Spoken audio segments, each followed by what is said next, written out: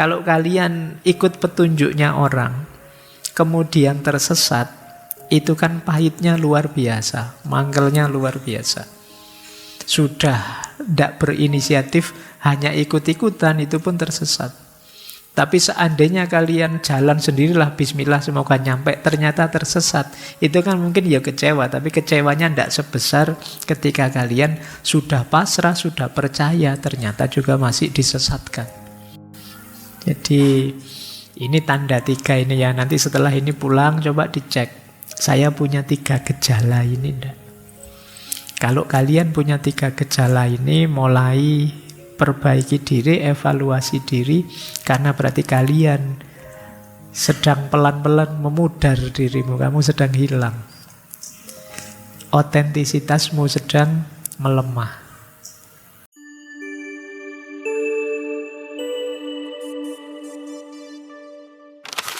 Oke, bismillah. Assalamualaikum warahmatullahi wabarakatuh.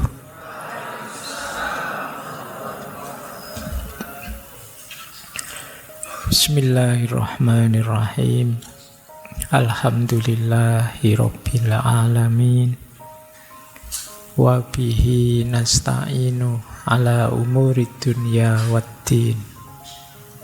Allahumma sholli wa sallim wa barik ala habibina wa syafi'ina sayyidina wa maulana Muhammadin wa ala alihi wa ashabihi wa man tabi'ahum bi ihsanin ila yaumiddin.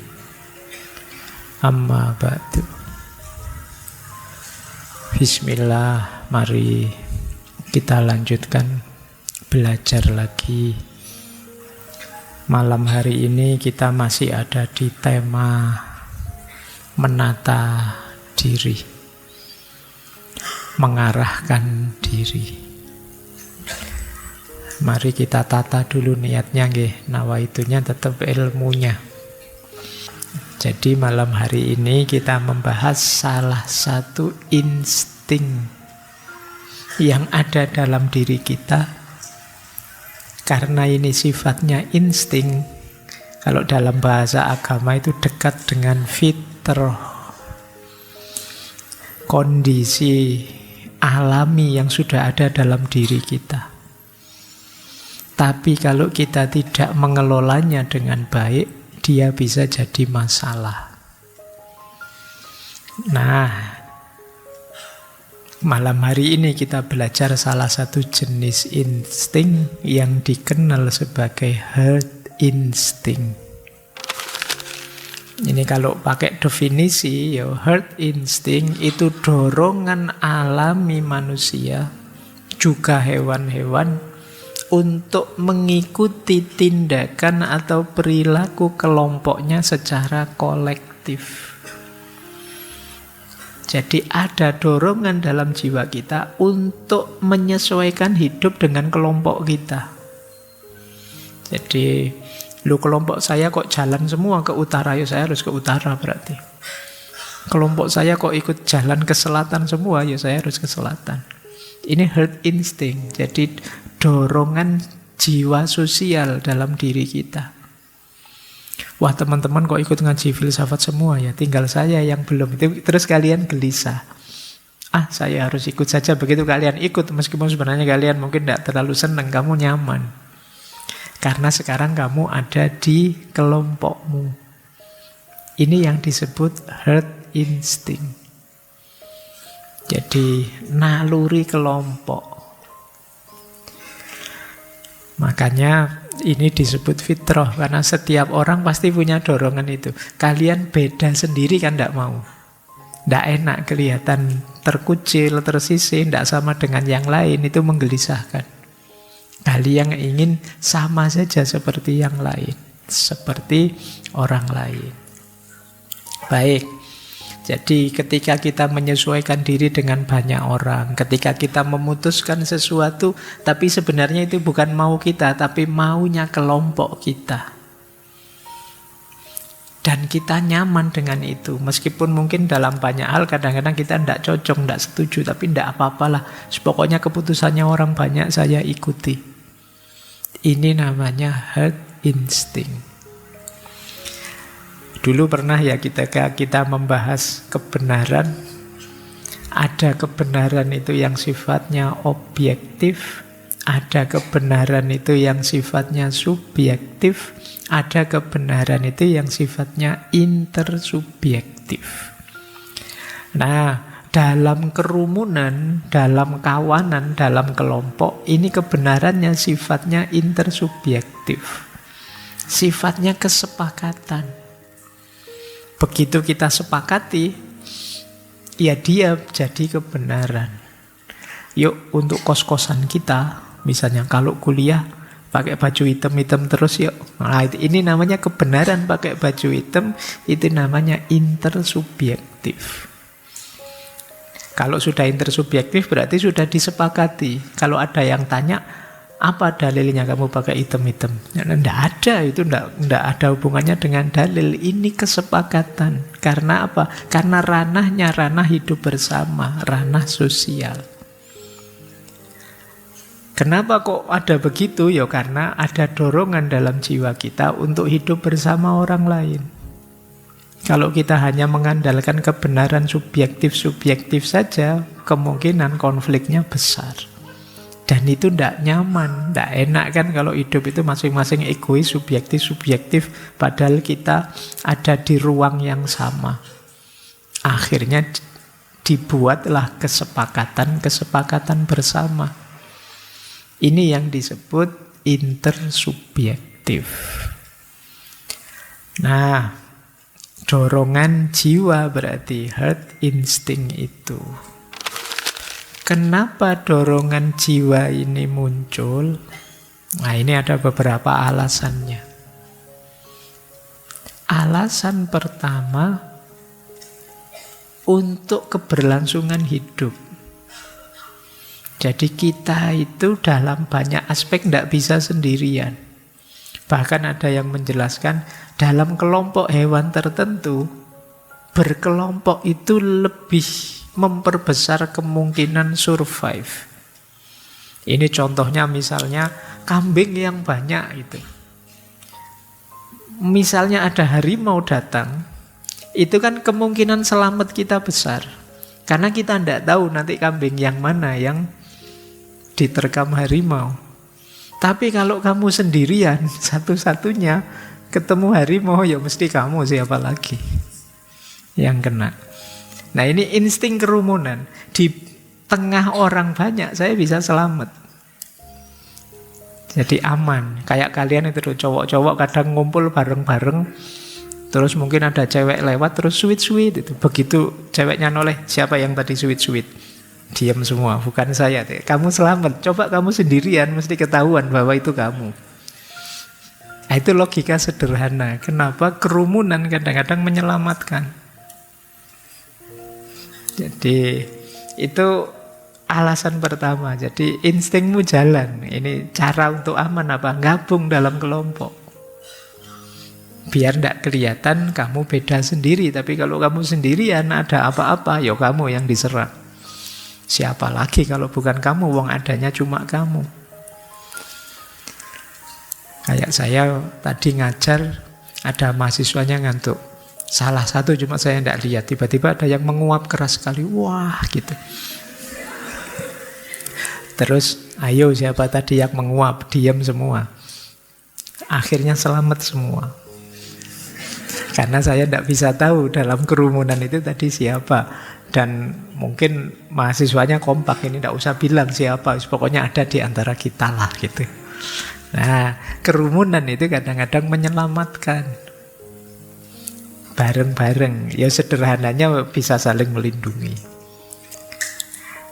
Yang kedua, ya perlindungan dan keselamatan tadi ya, saling melindungi. Karena kita bareng-bareng, bersama-sama jauh lebih kuat daripada sendirian. Dalam senang maupun dalam sedih. Kayak iklan rokok itu ya, ndak ada kamu ndak rame, ndak enak, ndak seneng. Kalau kamu ada, aman sudah. Kalau ada apa-apa kita bisa saling lempar tanggung jawab. Jadi, bukan saya, kan ada kamu, buat apa? Itu kayak, mungkin kalau kalian mudik pulang kampung terus ibumu marah-marah, ayo ndak ada yang mau nyapu. Itu kan kalian kalau saudaranya banyak berkelompok kan enak. Yo kamu dong. Ibumu capek ini harus dimarahi satu-satu ya capek. Tapi kalau kamu pas sendirian di rumah, yang nyapu siapa? Yang buang sampah siapa? Mau ndak mau ya kamu. Nah, itu alasannya kenapa banyak orang itu lebih safe, lebih aman. Yang ketiga, resikonya jadi minimal. Barang berat kalau dijinjing bareng-bareng jadi ringan. Barang ringan kalau tidak dikerjakan ya tidak selesai. Jadi tapi kalau banyak temannya lebih enak. Pekerjaan satu kalau kalian berdua jadinya setengah-setengah. Pekerjaan satu kalian bersepuluh ya 1/10 semuanya. Lebih ringan, lebih enak. Itulah kenapa muncul secara naluriah insting untuk berkelompok. Baik, kalian misalnya, mungkin kalau yang datang padamu misalnya tiba-tiba ada yang menyerangmu, satu misalnya anjing, kalian mungkin masih berani, alah anjing satu aja nyari kayu kamu kejar-kejar balik. Tapi begitu anjing 10, yang lari kamu mesti. Dia sedang bersama kawan-kawannya. Itulah resikonya jadi lebih minimal.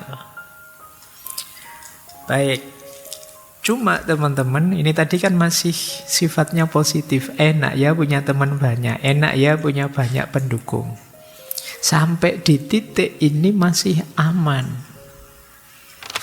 Tapi pada saatnya dari herd instinct bisa lahir namanya herd mentality.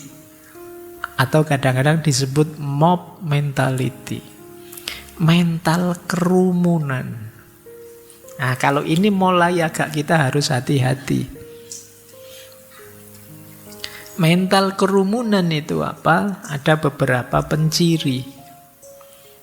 Yang pertama mental kerumunan itu, kalian sudah tidak mau berpikir lagi, yang penting ikut saja teman-teman.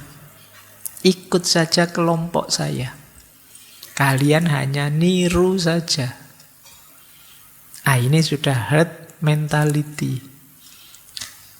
Temanmu tadi saya kasih contoh ya, temanmu ke utara, kamu ikut ke utara. Temanmu ke selatan, kamu ikut ke selatan. Alasannya apa? Enggak tahu. Itu kan kayak film-film humor zaman dulu ya, kayak film Dono Kasino Indro itu ada satu meja orang, yang satu ngasih roti, ditiru kasih roti, kasih daging, ditiru kasih daging, dikasih apa, ditiru kasih apa. Kamu hanya niru saja, tidak ngerti alasannya. Begitu mau kamu makan, ternyata orang yang kamu tiru ngasih makan anjing di bawah. Itu kan tidak nyambung. Kamu ikut saja karena tidak tahu tujuannya, kamu manut saja. Ternyata arahnya tidak seperti yang kalian bayangkan. Jadi mengikuti kelompok tanpa berpikir, tanpa mempertimbangkan kelompokmu sedang apa, tujuannya apa. Ya mereka melakukan itu alasannya apa. Yang penting mereka melakukan saja, kamu ikut melakukan. Kalau tiba-tiba saya noleh ke kanan sambil lihat ke atas, sebagian besar mesti ikut saya lihat ke atas. Tanpa sadar, loh alasannya apa kok tiba-tiba Pak Faiz noleh lihat ke atas. Nah, itu cirinya manusia. Terpengaruh oleh kelompoknya sehingga akhirnya dia hanya ikut-ikutan saja. Berarti kalian mulai kena herd mentality ini. Yang kedua, cirinya orang herd mentality, melakukan apapun kalian memerlukan validasi atau persetujuan orang lain. Atau setidaknya menghindari tidak dinilai negatif oleh orang lain. Ini ciri kedua. Kadang pakai baju saja kalian mikirnya ini nanti teman-teman komentar enggak ya? Seneng ya dengan yang saya pakai. Saya suka sih baju ini, tapi nanti jangan-jangan ada yang komen. Nanti jangan-jangan ada yang tidak suka. Ini pertimbangan-pertimbangan seperti ini salah satu ciri bahwa kalian mulai tenggelam dalam kerumunan. Kalian mulai hilang. Dirimu sendiri sudah tidak ada. Yang selalu jadi pertimbanganmu adalah pendapatnya orang lain, pikirannya orang lain, komentarnya orang lain. Berarti kalian sudah mulai herd mentality. Pak, teman-teman saya itu sekarang pakai jeans semua, Pak, celananya. Tidak ada yang pakai sarung. Padahal saya senangnya pakai sarung loh. Tapi kan kalau nanti saya pakai sarung sendirian, nanti saya dianggap tidak update, dianggap wah, terus akhirnya kamu memaksakan diri pakai jeans dan kamu merasa sangat tidak nyaman dan tersiksa misalnya. Nah ini contoh, berarti kamu terkena sindrom herd mentality. Mentalmu sudah mental kerumunan, kamu tidak berani mengekspresikan keinginanmu sendiri. Karena khawatir nanti kalau saya ekspresikan nanti diketawain. Nanti dikomentari jelek, nanti dapat jempol ke bawah, nanti pokoknya pertimbanganmu itu semua. Berarti kamu sudah mulai tenggelam dalam kerumunan. Yang ketiga, biasanya tanpa berpikir panjang kita menyesuaikan dengan yang difikirkan atau dilakukan banyak orang. Hari ini trennya apa, kita ikut ke sana, tidak pakai mikir. Ini berarti kita sudah terjebak dalam herd mentality. Kalau kita sudah masuk dalam kelompok, kitanya hilang.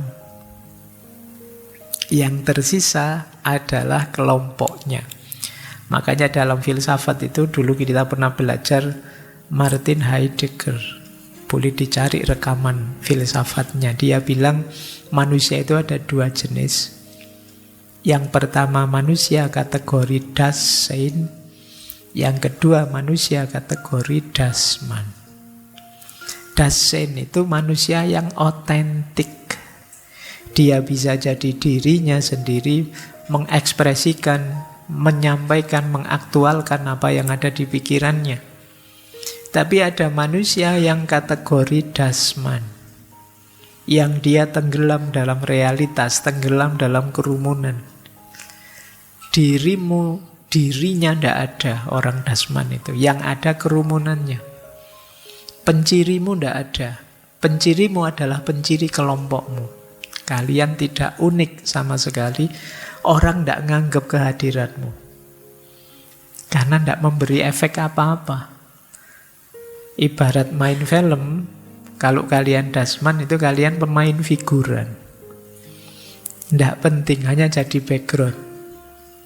Ya biar adegannya kelihatan natural, lengkap, kalian dihadirkan. Tapi kalian bukan pemeran utama. Nah ini menyakitkan kan pemain. Kalau kalian main film kok cuma 5 menit bagian lewat saja, itu pun dipotong, wajahnya tidak kelihatan pas ngadep sana misalnya. Nah, itu mengerikan hidup yang seperti itu. Nah itu namanya Dasman. Baik. Bahkan teman terdekatmu juga kadang-kadang lupa namamu. Itu lebih ngeri lagi. Siapa tadi? Dosenmu juga lupa kamu namanya siapa gitu. Kalau ketemu, lu dulu mahasiswa saya ya? Iya Pak gitu.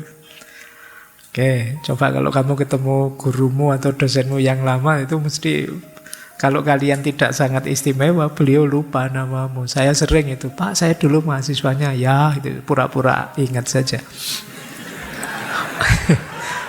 Padahal lupa. Oke ya, kenapa bisa begitu? Karena selama ini mungkin saya mengingatnya, yos pokoknya kamu temennya ini toh, sekelas sama ini toh. Nah yang namanya saya sebut itu biasanya dia yang otentik, karena itu berkesan. Jadi kalau kamu misalnya ketemu siapa dari masa lalumu, terus bukan kamu yang diingat tapi temenmu, oh kamu temennya inilah, berarti yang diingat temanmu bukan kamu.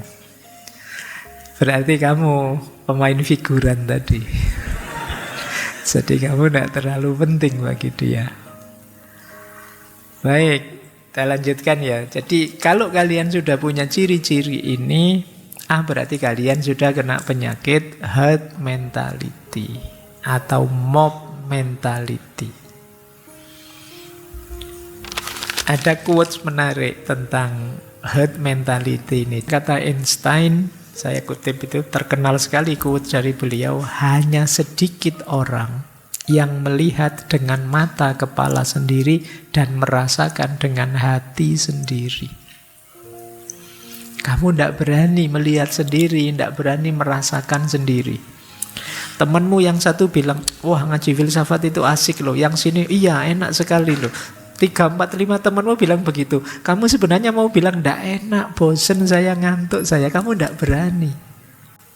Wah kalau nanti saya bilang seperti itu, jangan-jangan teman-teman ngambek saya, wah katrok kamu, deso kamu, berarti kamu SDM rendah kamu. Misalnya kamu takut. Kamu takut digituin, makanya kamu terus tidak berani bilang. Terus begitu kamu ditanya, gimana menurutmu? Iya hebat kok, luar biasa kok. Karena kamu tidak berani bilang apa adanya. Jadi kritiknya Einstein, kita jarang mau melihat dengan mata kita sendiri, merasakan dengan hati kita sendiri. Kita gadaikan mata dan hati kita ke kelompok kita, teman-teman kita, orang-orang di sekitar kita. Itulah situasi kita hari ini, banyak. Kita tidak bisa jadi diri kita sendiri. Padahal semua yang kita lakukan nanti kita pertanggungjawabkan sendiri. Kalau bahasa Al-Quran kan wala taziru waziratun wizra ukhra. Jadi setiap orang membawa bebannya sendiri-sendiri, dia tidak akan menanggung bebannya orang lain. Sementara kita harus menanggung beban kelakuan kita, perilaku kita, yang itu sebenarnya bukan kita, hanya niru orang lain. Bayangkan pahitnya. Saya sering mengilustrasikan begini, kalau kalian ikut petunjuknya orang kemudian tersesat, itu kan pahitnya luar biasa, mangkelnya luar biasa. Sudah tidak berinisiatif, hanya ikut-ikutan, itu pun tersesat. Tapi seandainya kalian jalan sendirilah, bismillah semoga nyampe, ternyata tersesat, itu kan mungkin ya kecewa, tapi kecewanya tidak sebesar ketika kalian sudah pasrah, sudah percaya, ternyata juga masih disesatkan. Nah itu pentingnya kita jadi diri kita sendiri.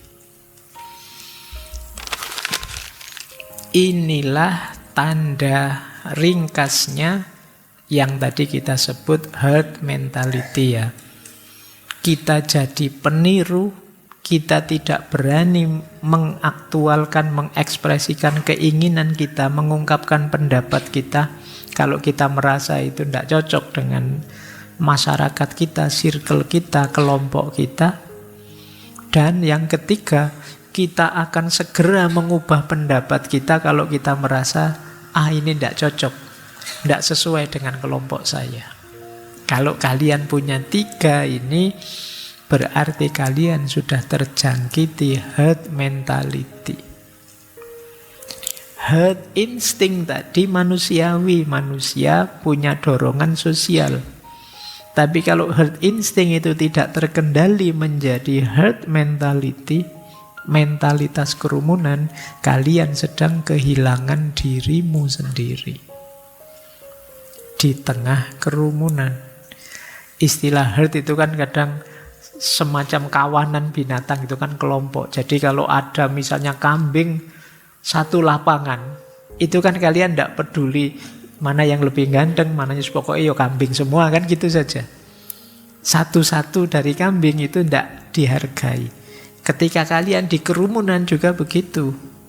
Kalau kalian berkumpul misalnya anak-anak yang sukanya genjreng-genjreng dan lain sebagainya sampai malam, padahal kalian tidak ikut genjreng-genjreng, tetap orang akan menganggap kalian suka genjreng-genjreng.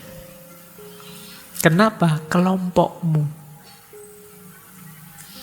Jadi ini tanda 3 ini ya. Nanti setelah ini pulang coba dicek, saya punya 3 gejala ini enggak? Kalau kalian punya 3 gejala ini, mulai perbaiki diri, evaluasi diri, karena berarti kalian sedang pelan-pelan memudar dirimu, kamu sedang hilang. Otentisitasmu sedang melemah. Oke, sekarang setelah ini kita jelajahi ya beberapa teori-teori biar kalian lebih kaya. Paling tidak kan sekarang sudah tahu maksudnya herd mentality itu. Ada beberapa teori yang relate dengan kondisi herd mentality tadi. Ini untuk teman-teman mungkin yang ingin melanjutkan penelitian. Yang pertama, ada teori namanya social identity theory. Ini yang punya namanya Henry Tevel dan John Turner. Jadi ini menjelaskan akarnya antara lain dari herd mentality. Jadi kelompok kita, masyarakat kita, jadi dunia sosial kita, itu kan dunia tempat kita mengidentifikasi diri. Pak, saya mahasiswa UIN, Pak. Saya, Pak, orang Jawa, Pak. Saya, Pak, NU, Pak, atau saya, Pak, Muhammadiyah, Pak. Ini kan circle-circle sosial kita. Yang di situ kita mengidentifikasi diri. Nah, setelah itu biasanya kalau kita sudah identifikasi diri, kita berupaya sekeras mungkin untuk memenuhi identitas tempat kita berafiliasi tadi. Saya orang Jawa ya berarti harus menetapi kejawaannya dong. Saya Madura ya berarti harus melestarikan Maduranya dong. Segalanya harus serba Madura.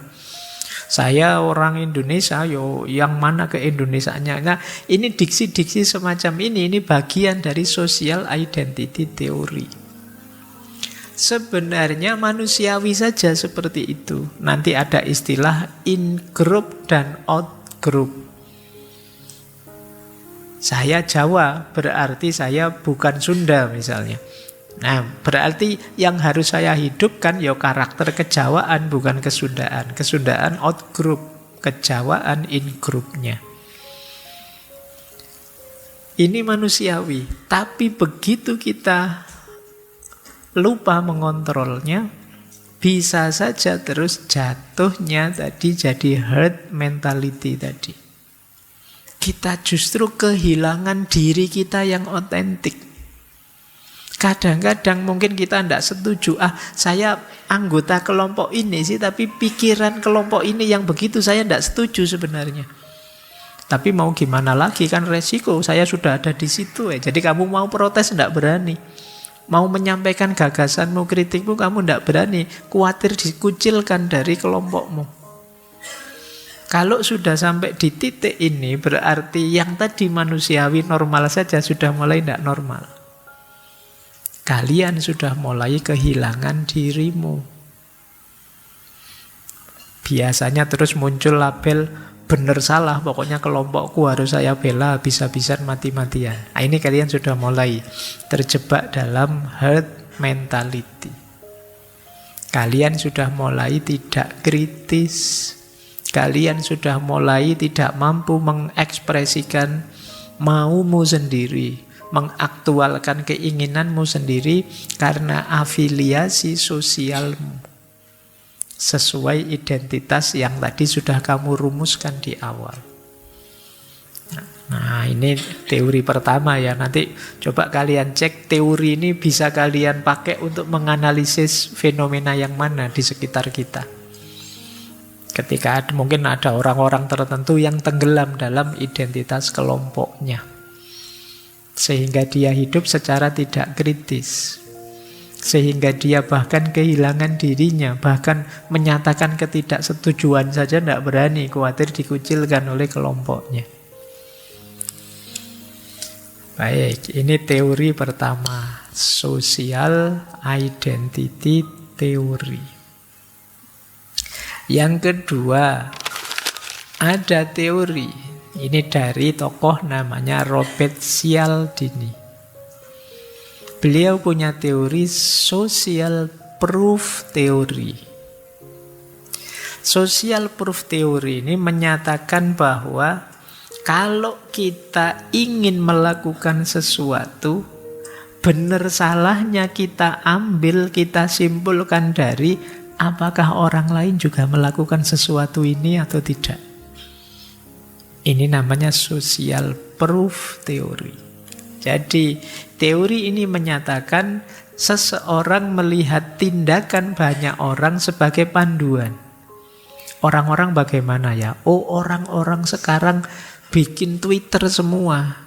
Ya sudah, kalau begitu saya harus bikin akun Twitter misalnya. Ini contoh, ini namanya social proof theory. Dasar berpikirnya apa? Kalau itu dilakukan orang banyak berarti benar. Kalau orang banyak melakukan itu berarti itu yang pas. Kayak kalian kalau ke nyari restoran, bisa nyari warung. Kalian tidak tahu warung enak, tidak enak itu yang mana. Biasanya kalian nyari ukuran apa? Yang paling rame. Padahal sekarang kadang-kadang warung-warung itu sangat paham logika ini. Makanya banyak warung yang nyewa aktor-aktor untuk nongkrong di warungnya. Kelihatan rame, kadang-kadang di depan warung itu banyak motor parkir, di dalam tidak ada orangnya. Kesannya kayak banyak sekali yang sedang makan di situ. Kadang-kadang ada yang duduk-duduk di situ banyak sekali dan kamu senang. Wah, ini banyak yang nongkrong di situ berarti enak. Ini yang disebut social proof theory. Kalau banyak orang melakukan itu berarti itu baik, berarti itu enak, berarti itu bagus. Jadi kebenarannya banyak orang kamu anggap pasti benar. Nah, ini problem nanti. Jadi misalnya kamu di kelas, sebagian besar temenmu bilang bahwa kuliah itu tidak perlu rajin-rajin amat dapat apa. Terus kamu ikut, kalau gitu saya harus sekali-sekali bolos biar seperti teman-teman yang lain. Kelihatannya mereka enjoy saja, berarti seneng banyak bolos itu. Nah, ini namanya social proof. Jadi kalian memutuskan sesuatu dasarnya adalah keputusan orang lain. Ini sebenarnya juga menunjukkan kalian bukan dirimu, kalian hilang sebenarnya. Jadi ini yang disebut mentalitas kawanan, herd mentality. Buktinya sesuatu benar ya karena diikuti banyak orang, karena viral, karena booming, karena apa istilahmu hari ini, karena hype. Nah, karena hype berarti itu benar. Banyak orang kok nge-share ini, kemungkinan ini benar. Makanya ada yang bilang hoax itu ketika diulang-ulang, pada akhirnya akan dianggap benar. Bahkan yang bikin hoax sendiri akan merasa itu benar, padahal dia yang tadinya bohong loh. Dia tahu benar bahwa dia yang bikin dan itu bohongan. Tapi ketika diulang-ulang terus rasanya kayak itu memang benar. Bahkan oleh yang bikin sendiri. Ini dahsyatnya social proof. Baik, nanti kita lihat ya efek-efeknya. Tapi ini teori kedua. Silahkan kalau ada teman-teman perlu, teori ini bisa dipakai untuk skripsi, tesis, atau disertasi. Ada fenomena namanya social proof. Teori kedua. Teori ketiga. Teori ketiga ini Solomon Asch. Teorinya bunyinya conformity theory. Ini menarik. Beliau ini melakukan eksperimen yang nanti dikenal sebagai Asch-Line eksperimen. Jadi nanti ada misalnya ya, ada banyak orang yang sama-sama diteliti. Dari sekian banyak yang diteliti itu sebenarnya sebagian besar itu sewaan dia. Jadi penelitiannya itu yang gambarnya saya sisipkan itu untuk milih garis. Jadi yang garis yang satu itu kira-kira sama dengan garis nomor berapa di yang kanan. Garis A atau B atau C. Ya kan? Kalian mungkin ya normalnya sih kalian akan bilang itu ya tetap C yang cocok misalnya. Tapi dia melakukan eksperimen begini. Sebelum peserta beneran, di depan yang ngantri itu peserta sewaan. Yang peserta sewaan ini diminta milih yang keliru. Jadi orang pertama harusnya C, orang pertama bilang, oh garis ini cocok dengan A. Yang kedua bilang lagi, iya ini cocok dengan A. 3, 4, 5 orang di depannya bilang ini cocok dengan A. Kamu ragu-ragu sudah. Padahal semula kamu yakin itu pasnya dengan C. Tapi begitu 5 orang di depanmu bilang, jangan-jangan saya salah lihat. Jangan-jangan saya sudutnya ndak pas. Jangan-jangan ini rahasianya, tidak sesederhana kelihatannya. Teman-teman yang di depan, yang pinter, yang ngerti rahasianya bilang, nah, itu kamu ragu sudah dengan dirimu. Akhirnya mungkin, yang biar aman seperti yang lain lah, tak jawab yang berbeda, A sajalah misalnya. Tadi A semua, kok isu awai lah. Akhirnya kamu ikut yang lain. Kenapa? Melihat yang lain sebelumnya milih A. Ini yang disebut conformity theory. Kamu melihat sebelumnya melakukan apa, kamu ikuti. Jadi individu akan cenderung mengikuti pendapat mayoritas. Mungkin di bawah sadarmu ada suara, salah juga tidak apa-apalah, yang penting temannya banyak. Tidak hanya saya yang keliru, yang di depan tadi berarti nanti salah semua berarti. Nah, ini conformity theory. Jadi kita cenderung mencari konfirmasi dari pikirannya orang lain. Padahal mungkin pikiran kita sendiri sudah benar. Tapi begitu banyak orang bilang begitu, kamu mengkerut sudah. Wah, jangan-jangan pendapatku ini yang salah. Jangan-jangan pandanganku yang keliru. Wong banyak orang bilangnya begitu. Saya jamin misalnya ya, kalian, ini contoh awur-awuran, kalian punya pacar yang tidak terlalu cakep. Tapi begitu jalan kemana-mana ada yang bilang, wah cakep sekali pacarmu. Yang di sana bilang, wah cakep sekali pacarmu. Itu lama-lama 3, 4, 5 kali mungkin kamu yakin, cakep beneran berarti pacar saya ini. Itu namanya conformity theory. Dan ini kadang yang mengkhawatirkan. Karena apa? Bangsa kita itu kadang-kadang dikenal suka basa-basi. Ya kan? Kalian pulang kampung, ketemu tetanggamu 5-10, tiap kali ketemu, lama nggak ketemu, tambah ganteng aja gitu. Nanti tetangga yang lain, oh iya tambah cakep saja. Lama-lama kamu merasa, berarti aku ini cakep beneran ya. Padahal mungkin tetanggamu ya basa-basi saja, ya biasalah kalau ketemu gitu. Ini yang disebut conformity theory. Otak kita punya kecenderungan seperti itu.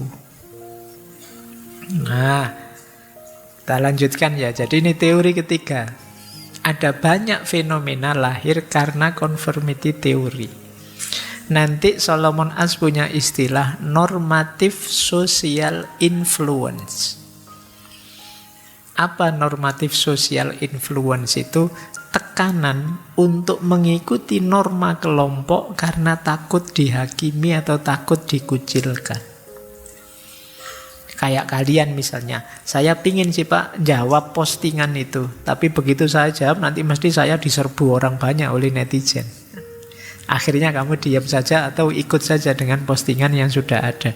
Itu namanya normative social influence. Tekanan untuk mengikuti norma kelompok karena kita takut nanti dihakimi atau dikucilkan. Ngomong apa sedikit, berarti kamu sekarang sudah bukan kelompok kita ini. Mikirmu begitu. Itu ngeri bagi kita kalau dituduh begitu. Akhirnya kita lebih milih jalan aman, diam saja. Nanti kalau ditanya, ya saya setuju sajalah. Karena kita takut dikecualikan oleh kelompok kita sendiri. Teori ketiga. Ada lagi teori keempat. Efeknya. Herd mentality itu. Ya memang seperti saya bilang tadi, karena ini sumbernya adalah insting naluri manusia. Tentu saja ada unsur positifnya. Tetapi memang kalau sudah jadi mentalitas, herd mentality itu banyak sekali problem-problemnya, efek negatifnya. Itu kalau dirinci ya beberapa hal itu. Negatifnya apa? Yang pertama, kita hidup dalam tekanan kecemasan. Orang yang ada di wilayah herd mentality itu sehari-harinya dia merasa dikejar-kejar oleh validitas sosial. Dia takut kalau tidak diakui oleh kelompok. Maka melakukan apa saja dia selalu nanti orang-orang setuju tidak ya? Orang-orang cocok tidak ya? Tidak ada yang protes tidak ya? Itu jadi kamu was-was terus. Mau ngaji pakai kopiah saja kamu mikir bolak-balik. Saya mau ngaji filsafat. Pakai kopiah enak tidak ya? Pak Faiz saja tidak kopiahan. Teman-teman tidak ada yang kopiahan. Masuk saya kopiahan sendiri, nyaman enggak ya? Nanti dianggap anak paling soleh saya. Ngeri aku. Pikiranmu sendiri. Kamu gelisah sendiri, puyeng sendiri. Terlalu banyak pertimbangan. Saya disuruh jadi narasumber besok. Ini enaknya pakai batik, apa pakai baju koko, apa pakai jas ya? Nanti kalau pakai koko saja pantas enggak ya? Itu kamu kan sering begitu. Pikiranmu bulat enggak jelas, stres karepe dhewe. Karena khawatir dianggap jelek oleh orang lain. Kuncinya kan di situ. Kamu khawatir dianggap jelek oleh orang lain. Akhirnya kamu melakukan penyesuaian, conformity. Sudahlah, saya bawa tiga-tiganya lah baju, ya bawa koko, bawa batik, bawa jas. Nanti di lapangan tak lihat kalau banyak pakai batik, ya aku ganti batik. Kalau banyak yang pakai koko, ya aku pakai koko. Sudahlah aku mau pakai kopiah tapi tak taruh di tas dulu, nanti lihat situasi, kalau banyak temannya ya tak pakai kopiahnya, kalau enggak. Jadi kamu ruwet sendiri akhirnya. Jadi kamu enggak nyaman di mana-mana karena kamu takut dikomentari orang. Semoga malam hari ini enggak ada yang mau ngantuk saja takut. Ngantuk saya sebenarnya, nanti jangan-jangan ada paparazinya, jangan-jangan ada itu. Jadi kamu berjuang mati-matian untuk menahan ngantuk.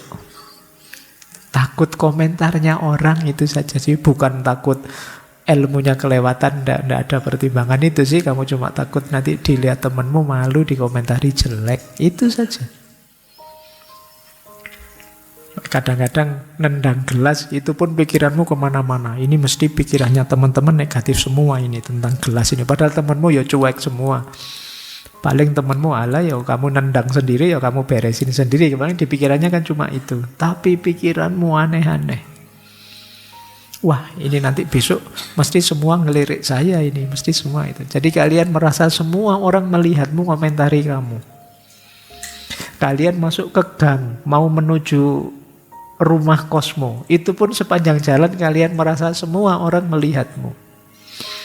Oh, ini mesti nonton saya semua ini. Ada yang salah ndak ya baju saya? Ada yang salah ndak ya sepatu saya? Saya kelihatan kayak gimana sih apa? Jadi kalian merasa kayak orang paling penting di dunia yang semua orang akan ngomentari kamu. Ini efeknya apa? Herd mentality tadi. Efek kedua tentu saja herd mentality itu kalian kehilangan identitas, kehilangan otentisitas. Bahkan tadi depersonalisasi. Harusnya pribadimu itu lembut tapi bisa begitu ganasnya.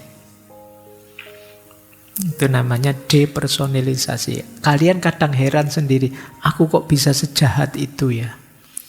Aku kok bisa sekurang ajar itu ya? Nggak terbayangkan. Orang sebaik saya kalau ngomong tiba-tiba keluar maki-makian sedasat. Kamu heran sendiri. Itu namanya kamu teralinasi. Kamu asing. Menganggap dirimu sendiri asing. Terjadi apa? Depersonalisasi. Dulu saya tidak begitu loh ya. Kok saya bisa sekarang? Ini juga efeknya herd mentality. Kita kehilangan otentisitas. Karena kita terlalu banyak berkompromi dalam kelompok kita. Kemudian tentu saja depresi dan rendah diri. Karena kita selalu membanding-bandingkan dengan orang lain di kelompok kita. Saya kok tidak seperti teman saya yang itu ya. kok tidak sama dengan tokoh yang ini ya, dan lain sebagainya. Kemudian kita juga akhirnya mengalami ketergantungan pada validasi sosial, keterlibatan dalam hal-hal yang sebenarnya kita tidak setuju. Ini juga menyiksa. Saya sebenarnya tidak mau melakukan itu, tapi kalau tidak saya lakukan, saya dikucilkan oleh masyarakat. Ini menyiksa kita. Itulah efek negatifnya herd mentality. Meskipun tentu saja ada unsur positifnya, yaitu kalau kita menyesuaikan diri dengan kelompok, kita merasa aman, kita merasa didukung, ada rasa kita bagian dari kelompok. Akhirnya kita lebih percaya diri, lebih merasa tenang. Nah, itu positifnya, cuma sedikit tapi negatifnya banyak. Dan hal-hal kunci semua. Baik, jadi semoga sudah ditangkap pesan utama herd mentality malam hari ini oleh teman-teman, bahwa kita sering ada di situasi ini. Kita lihat ke isu yang berbeda lebih luas sehubungan dengan herd mentality. Baik teman-teman, semoga ini terakhir. Tidak ada masalah lagi ya. Yuk kita kontrol herd mentality kita. Solusinya cuma 3, tapi ini 3 ini proses panjang. Yang pertama, mari kita kenali diri kita. Tidak masalah kok orang itu mengikuti logika kelompoknya, gaya hidup kelompoknya, tapi putuskan itu secara mandiri, sadar, kritis, sesuai diri kita. Berarti bekalnya adalah pengenalan diri kita. Tidak sekedar mengikuti. Yang kedua, beranilah beropini. Menurutmu ini baik enggak? Menurutmu itu bagus enggak? Berani beropini. Bagus sih menurut saya, baik sih. Anda enggak terlalu menurut saya. Beropini saja, beda dengan yang lain enggak apa-apa. Di situ nanti jadi akar keunikanmu, keberadaanmu yang tadi kita pakai istilah Dasein tadi. Jadi bentuk opini. Kemudian beranilah untuk memegang teguh nilai-nilaimu, bertindak sesuai keyakinan kita. Jangan mau kompromi kalau untuk nilai-nilai yang luhur, yang utama, yang baik, yang benar. Kalian harus berani. Enggak, itu viral sih, tapi ini bertentangan dengan prinsip saya, maka enggak akan saya ikuti. Semua orang begitu sih, tapi saya enggak begitu. Karena saya punya value ini yang harus saya pertahankan, maka enggak saya ikuti. Ini jalanmu untuk mengontrol herd mentality. Jadi dengan ini kalian akan tegak sebagai dirimu. Kalau semua orang menghadap ke sini, jadilah satu-satunya yang menghadap ke sana. Maka semua orang akan melihatmu. Tapi yang di sana, kamu bisa hilang di tengah kerumunan. Dirijen itu, leader itu di depan. Jadilah leader dengan cara apa? Menunjukkan bahwa kamu beda. Kamu punya prinsip, kamu punya pendirian. Tidak sekedar ikut-ikutan saja.